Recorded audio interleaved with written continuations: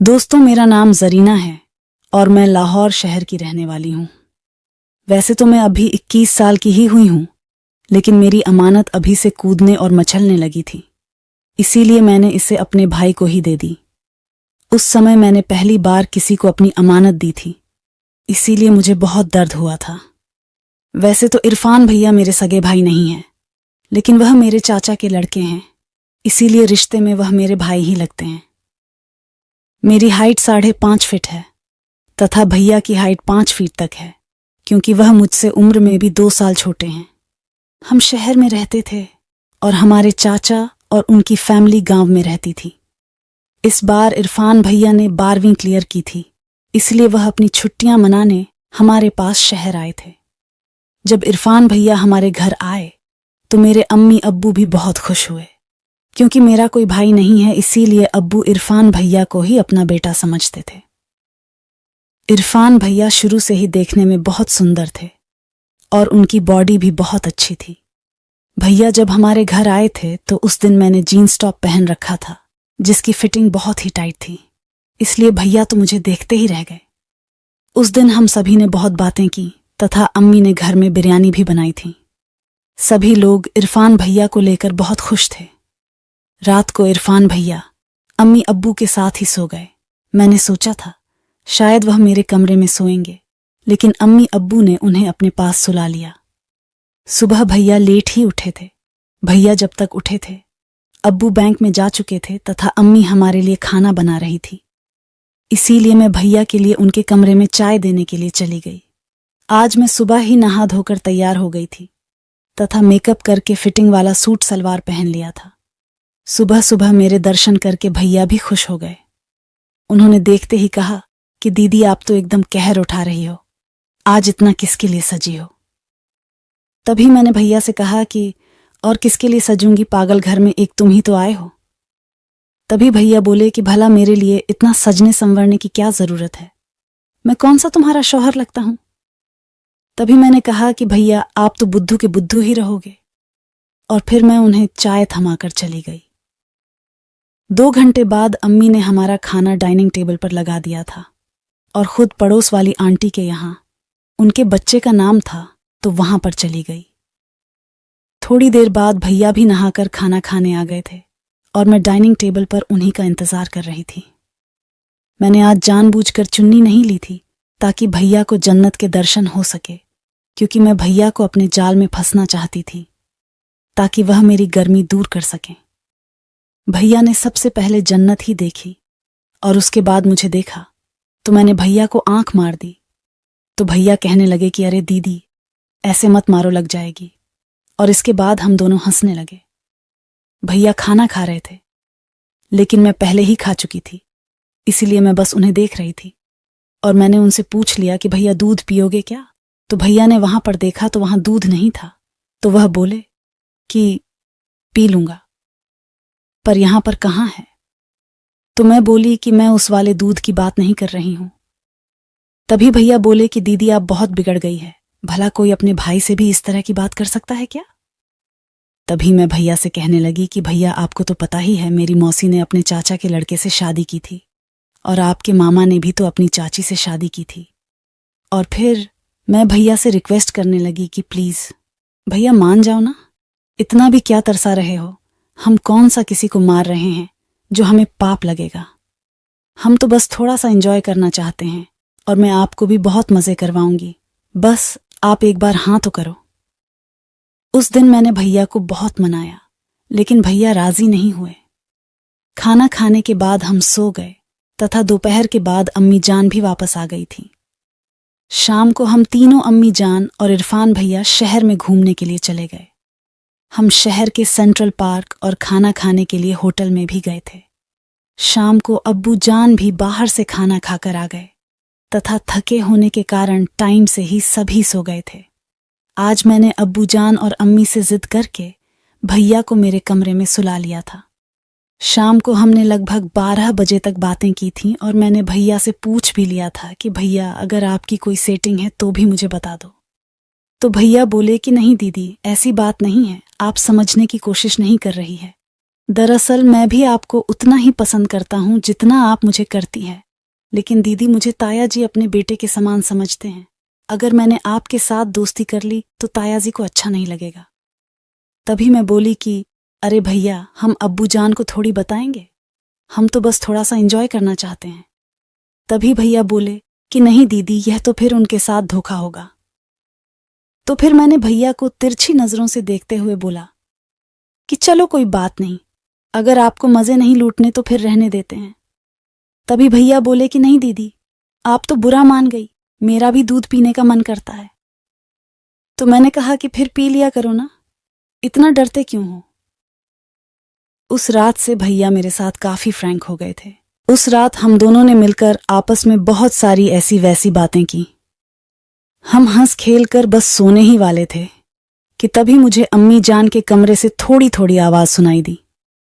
तभी मैंने भैया से कहा कि चलो भैया, देख कर आते हैं, कहीं वह फिर से झगड़ा तो नहीं करने लगे। तभी भैया ने पूछा कि कैसा झगड़ा। तो मैंने कहा कि कभी कभार अब्बू जान पीकर आ जाते हैं तो अम्मी उन्हें फिर बहुत डांटती है।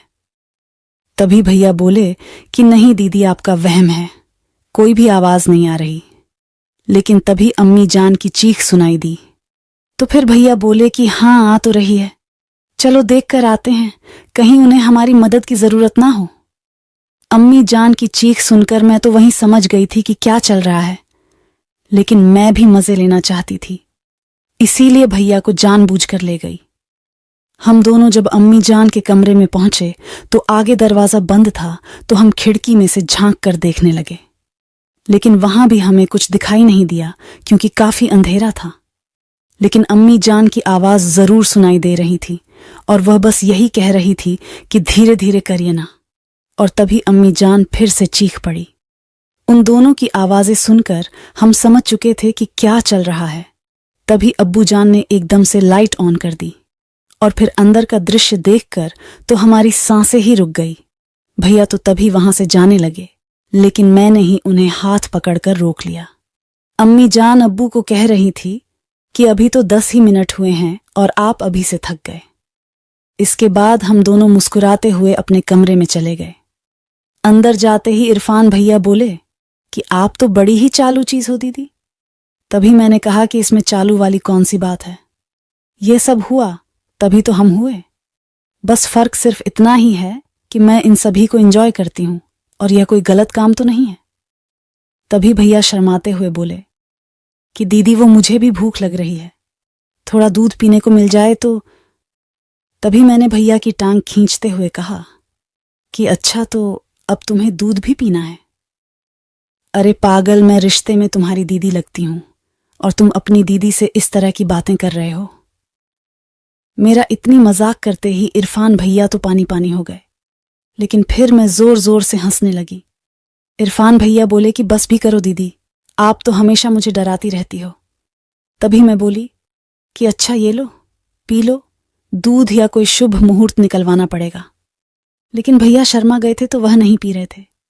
फिर मुझे लगा कि अब मुझे ही कुछ करना पड़ेगा, तो मैं ही अपने हाथों से भैया को दूध पिलाने लगी। तब मुझे पता चला कि भैया भी कितने भूखे हैं।